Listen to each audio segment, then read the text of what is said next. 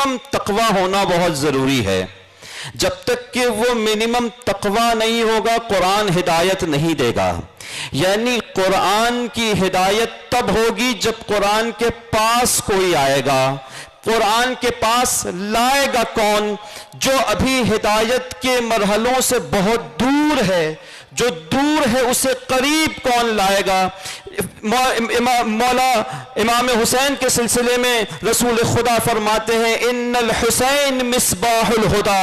وہ جو ابھی ہدایت کے راستوں میں ابھی بہت دور ہیں وہ آئیں گے کب؟ وہ چراغ ہدایت دیکھ کے امام حسین کے جذبے سے جذب ہو کر ان کی محبت کے ٹھنڈک کو محسوس کر کر ان کے جب قریب ہوں گے تو ہدایت پائیں گے. صلوات بھیجئے محمد وآل محمد پہ. تو یہ چراغ ہدایت ہے. قرآن بھی ہدایت، کتاب ہدایت ہے، مگر قرآن کی ہدایت تب میسر ہوگی جب پاس آئیں گے. پاس کیسے آئیں گے؟ حسین بلائیں گے. حسین کے لہو کی حرارت اسے قریب کرے گی. حسین کی شہادت اسے انسان میں انسانیت بیدار ہوگی. اور وہ جب حسین کے قریب آئے گا تو حسین خود بخود اسے قرآن سے آشنا کرا دیں گے. اس لیے کہ قرآن کتاب صامت ہے اور حسین کتاب ناطق ہیں. حسین اور کتاب کا ربط ایسا ہے کہ سر تن سے جدا ہو جائے. نوک نیزہ پہ بھی امام حسین قرآن کی تلاوت کرتے ہوئے نظر آئیں گے اور یہ بتائیں گے کہ اہل بیت کا رشتہ قرآن سے اتنا گہرا ہے کہ سر تن سے جدا ہو جائے مگر یہ خاندان کبھی بھی اہل بیت کبھی بھی قرآن سے جدا نہیں ہو سکتے. یہ ہے رابطہ ہدایت کا اور قرآن کا. اس کے بعد فرماتے ہیں کہ قرآن کے ساتھ ساتھ امام حسین سفینہ نجات ہیں. سفینہ نجات ہیں. کیا مطلب سفینہ نجات ہیں؟ نجات کا سفینہ ہیں یعنی جس طرح سے کہ اگر کوئی سمندر میں کسی طوفان میں گھر جائے تو پھر اس کے نجات کا کوئی ذریعہ نہیں ہوتا، پھر اس کی موت، اس کی بربادی حتمی ہے، وہ برباد ہو کے رہے گا. لیکن اگر اس کو کوئی کشتی مل جائے جو اس سے ساحل امن تک پہنچا دے تو پھر اس کا نصیب، اس کا مقدر جاگ جاتا ہے، پھر اسے ساحل امن مل جاتا ہے. رسول خدا صلی اللہ علیہ وآلہ وسلم فرماتے ہیں نہ صرف امام حسین کے لیے بلکہ پورے اہل بیت کے لیے فرماتے ہیں کہ مثل اہل بیتی کمثل نوح کمثل سفینۃ نوح، کہ میرے اہل بیت کی مثال نوح کے کشتی کی طرح ہے. من رکبها نجا ومن تخلف عنها غرق، کہ اگر کوئی اس نوح کی کشتی پہ بیٹھ گیا تو وہ نجات پا گیا، اسے نجات مل جائے گی، وہ ساحل امن میں پہنچ جائے گا. لیکن جو اس کشتی سے ہٹ گیا، منہ موڑ لیا، تو پھر اس کی ہلاکت یقینی ہے، پھر وہ ہلاک ہو کے رہے گا، وہ برباد ہو کے رہے گا. تو تمام اہل بیت کی شان یہ ہے کہ سفینہ نوح کی مثال ہے اہل بیت. اس سفینہ نوح میں خاص طور سے امام حسین کو بھی کہا ہے وہ سفینۃ النجات. کیوں کہا؟ امام صادق علیہ السلام فرماتے ہیں وَكُلُّنَا سَفِينَةُ النجات، ہم سب سفینہ نجات ہیں. چونکہ اہل بیت کے سلسلے میں پیغمبر اسلام نے فرمایا ہے کہ میرے اہل بیت کی مثال یہ ہے کہ وہ سفینہ نجات ہیں، نجات کی کشتی ہیں. لیکن خاص طور سے امام حسین کی خصوصیت یہ ہے کہ وَإِنَّا سَفِينَةُ جَدِّي أَسْرَعُ وَأَوْسَعُ، لیکن میرے جد امام حسین کی کشتی کی شان یہ ہے کہ وہ وسیع بھی ہے اور سریع تر بھی ہے. یعنی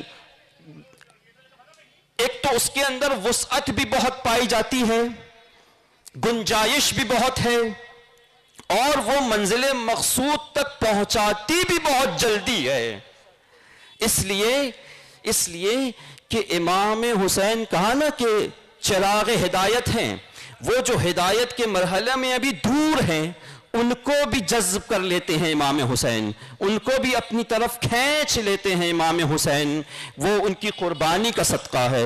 اس قربانی کی وجہ سے جو دور ہیں وہ بھی آ جاتے ہیں امام حسین کے اس سفینے میں، کیونکہ امام حسین کا سفینہ بہت وسیع ہے. اس میں وہ لوگ بھی آ جاتے ہیں کہ شاید زندگی بھر جو کہیں اور تھے. مثال کے طور پر زہیرقین کو آپ دیکھیے. زہیرقین وہ اہل بیت کے ساتھ، حتیٰ مولا علی کے ساتھ بھی نہیں تھے. زہیرقین وہ ہیں جو مولا علی کے ساتھ بھی نہیں تھے، اور وہ اہل بیت سے ذرا دور دور رہا کرتے تھے.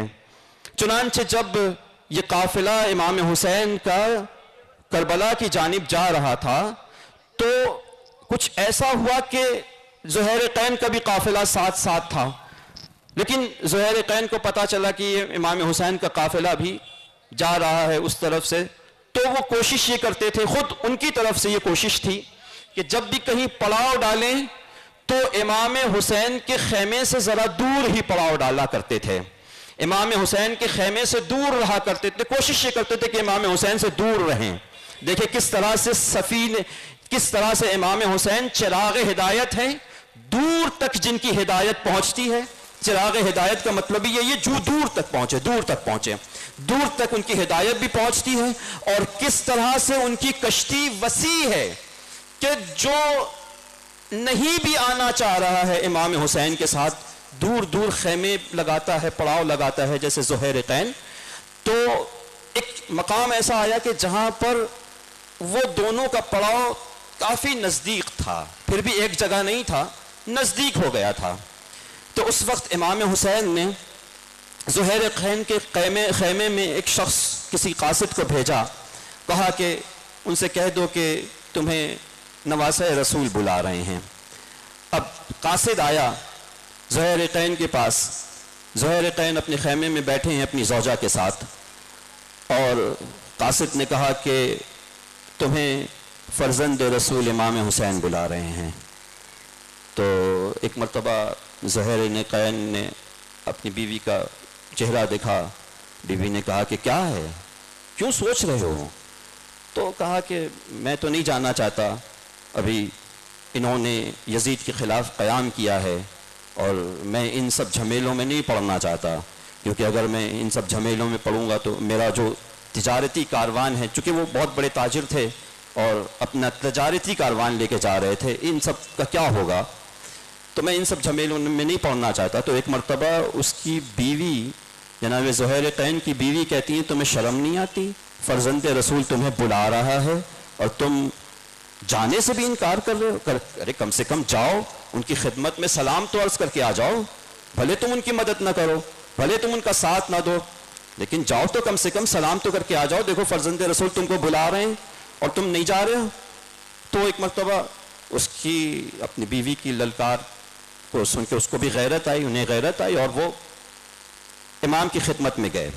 تاریخ لکھتی ہے کہ جب اپنے خیمے سے امام کی طرف جا رہے تھے تو قدم بڑے بوجھل سے تھے، جیسے کہیں نہ جانا چاہے انسان اور جانے میں مجبور ہو، تو بڑے بوجھل سے قدم سے اداس انداز سے جا رہے تھے کہ اب امام نے بلایا ہے اور جانا پڑ رہا ہے. اتنے دن سے میں نہیں جانے کی کوشش کر رہا تھا مگر جانا پڑ رہا ہے ابھی.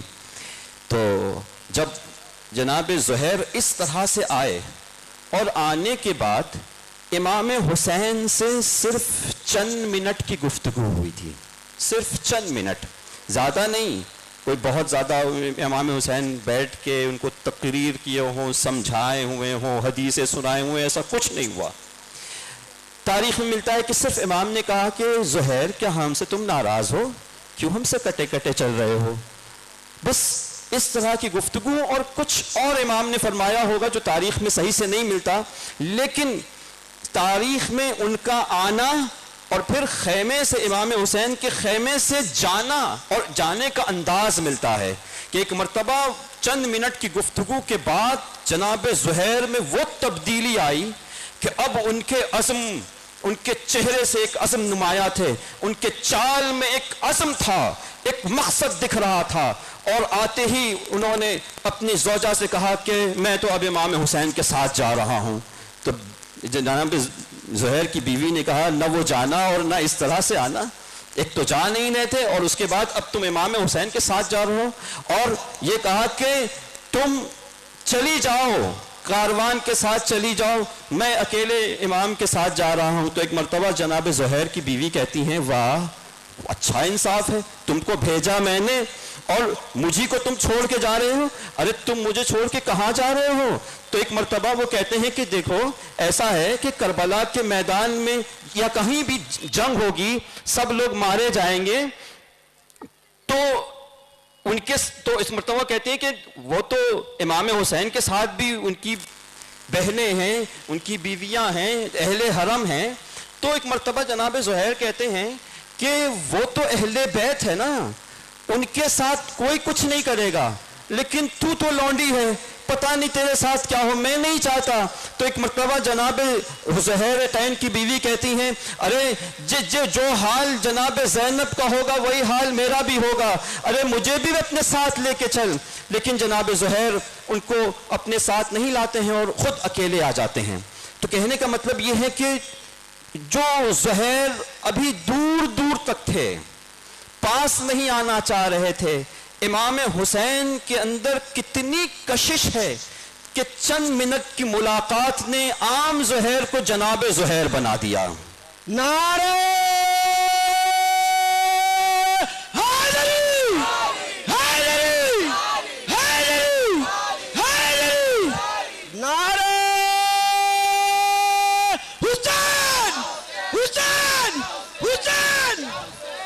تو عزیزان محترم اسی طرح سے اب آپ دیکھیں، میں وسعت بتا رہا ہوں کتنی وسعت ہے اور کتنی سرعت ہے، کتنی جلدی منزل مقصود تک پہنچانے کی صلاحیت رکھتی ہے یہ کشتی نجات، اور کتنی وسعت ہے